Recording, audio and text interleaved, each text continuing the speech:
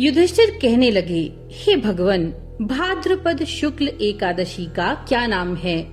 इसकी विधि और इसका महात्म्य कृपा करके कहिए। तब भगवान श्री कृष्ण कहने लगे कि इस पुण्य, स्वर्ग और मोक्ष को देने वाली, सब पापों का नाश करने वाली उत्तम वामन एकादशी का महात्म्य मैं तुमसे कहता हूँ, तुम ध्यान पूर्वक सुनो। ये पद्मा, परिवर्तिनी एकादशी, जयंती एकादशी भी कहलाती है। इसका यज्ञ करने से वाजपेय यज्ञ का फल मिलता है। पापियों के पाप नाश करने के लिए इससे बढ़कर कोई उपाय नहीं।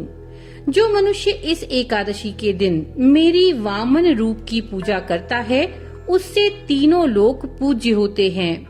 इसलिए मोक्ष की इच्छा रखने वाले मनुष्य को इस व्रत को अवश्य करना चाहिए।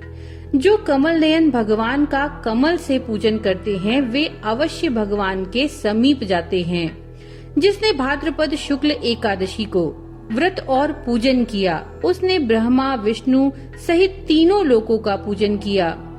इसलिए हरिवासर यानी एकादशी का व्रत अवश्य करना चाहिए। इस दिन भगवान करवट लेते हैं, इसीलिए इसको परिवर्तिनी एकादशी भी कहते हैं। भगवान के वचन सुनकर युधिष्ठिर बोले, भगवान, मुझे अति संदेह हो रहा है। आप किस प्रकार सोते और करवट लेते हैं? किस तरह राजा बलि को आपने बांधा और वामन रूप रखकर क्या क्या लीलाएं की? चतुर्मास के व्रत की क्या विधि है और आपके शयन करने पर मनुष्य के क्या कर्तव्य हैं, सो आप मुझसे विस्तार से कहिए। श्री कृष्णचंद्र जी कहने लगे, हे राजन, अब आप सब पापों का नाश करने वाली इस कथा का श्रवण करें। त्रेता युग में बलि नामक एक दैत्य था। वह मेरा परम भक्त था। अनेक प्रकार के वेद सूक्तों से मेरा पूजन किया करता था और नित्य ब्राह्मणों का पूजन और यज्ञ का आयोजन करता था। लेकिन इंद्र से द्वेष के कारण उसने इंद्रलोक और सभी देवताओं को जीत लिया। इस कारण सभी देवता एकत्र होकर सोच विचार करके भगवान के पास गए। बृहस्पति सहित इंद्रादिक देवता प्रभु के निकट जाकर नतमस्तक होकर वेद मंत्रों द्वारा भगवान का पूजन और स्तुति करने लगे। इसलिए मैंने वामन रूप धारण करके 5वां अवतार लिया और फिर अत्यंत तेजस्वी रूप से राजा बलि को जीत लिया। इस वार्ता को सुनकर राजा युधिष्ठिर बोले, हे जनार्दन, आपने वामन रूप धारण करके उस महाबली दैत्य को किस प्रकार जीता? श्री कृष्ण कहने लगे, मैंने वामन रूपधारी ब्रह्मचारी बलि से 3 पग भूमि की याचना करते हुए कहा, ये मुझको 3 लोक के समान हैं और हे राजन, ये तुमको अवश्य ही देनी होगी। राजा बलि ने इसे तुच्छ याचना समझकर 3 पग भूमि का संकल्प मुझको दे दिया और मैंने अपने त्रिविक्रम रूप को बढ़ाकर यहाँ तक कि भूलोक में पद, भुवरलोक में जंघा, स्वर्गलोक में कमर, महलोक में पेट, जनलोक में हृदय, यमलोक में कंठ की स्थापना कर सत्यलोक में मुख, उसके ऊपर मस्तक स्थापित कर दिए।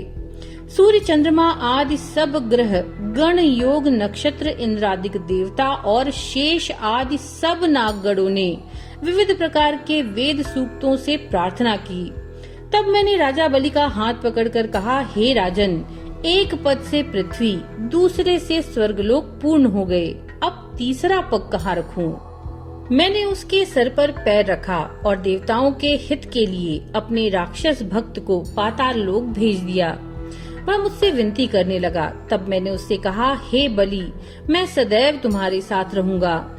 भाद्रपद के शुक्ल पक्ष की परिवर्तिनी एकादशी को मेरा एक रूप राजा बलि के पास रहता है, जबकि दूसरा रूप क्षीर सागर में शेषनाग पर विश्राम करता है। इस एकादशी पर भगवान विष्णु शयन करते हुए करवट लेते हैं।